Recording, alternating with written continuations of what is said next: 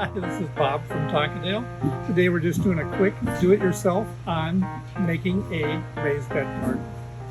First thing you want to do when you're starting to make a simple raised bed is get your stock that we bought 2 by 12 foot cedar, which is the premium way to go. You can go with green treat as well. First thing to do is to measure your stock because sometimes it actually isn't the size that they say. So this is an 8-foot piece and it's actually 8 3/8. So we can cut 2 full 4-foot sizes out of this piece. So here we go. Just measure out 4 feet. If you have a square, then you can just use one measurement and draw your line. If you don't have a square, then you can measure twice. Once here, once there, and then cut.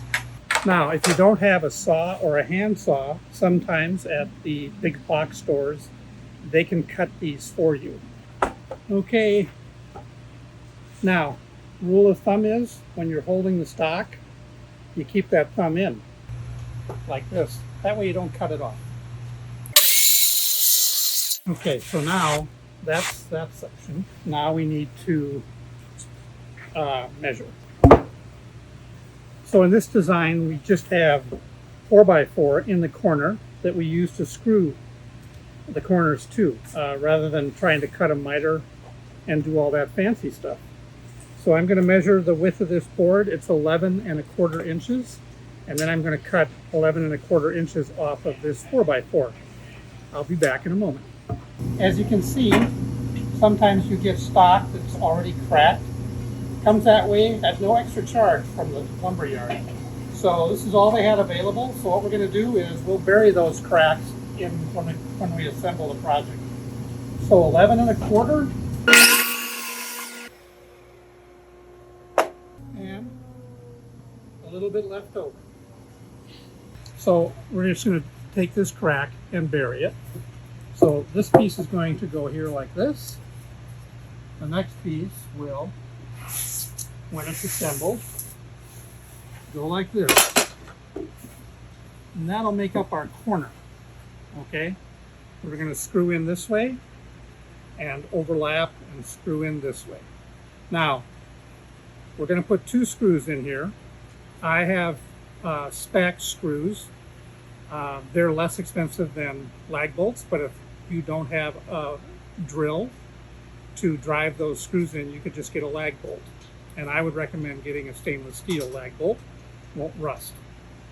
But what we're going to do is put 2 on each side here, because over time these boards will warp. And so by driving 2 screws in, one at the top and one at the bottom, you prevent that warping. So let's go ahead and do that. So these screws advertise as not needing to drill a hole before you put them in. But I'm going to drill a hole because when you're this close to the end of a board, oftentimes over time it will split out. So drilling a hole will prevent that. Be right back, gotta get a drill. Okay, we're just gonna put 2 screws in here.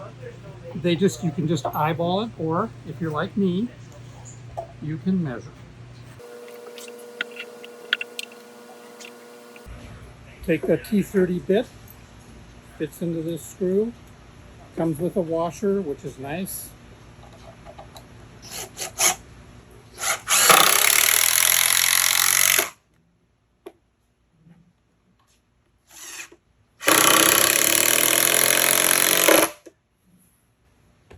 And that's it. Now we'll assemble the next piece on here. Okay, so on this side I measured 2 inches down and 2 inches in. On this side I'll measure 2 inches down and 3.5 inches in, I think, to be to the center of the deal. And we're going to cover this end grain on this corner. Like that.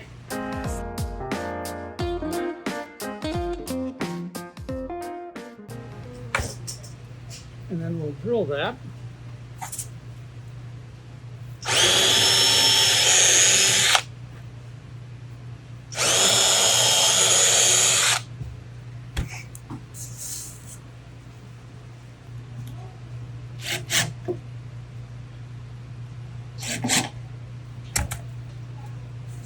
keep these corners lined up square here, the sides.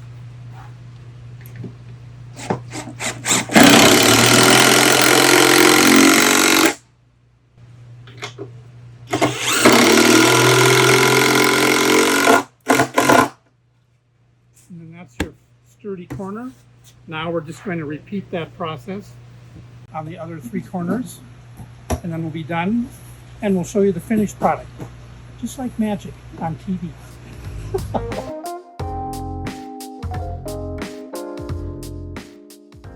The decision to paint a raised bed garden is yours. My preference is not to paint. Just let the cedar weather to a nice natural gray. But that being said, it is a good idea to paint the end grains of the 4x4. So at Tonkadale, we always have a little spare green paint because we are a greenhouse. And you can just dab it right on and just paint the end grain.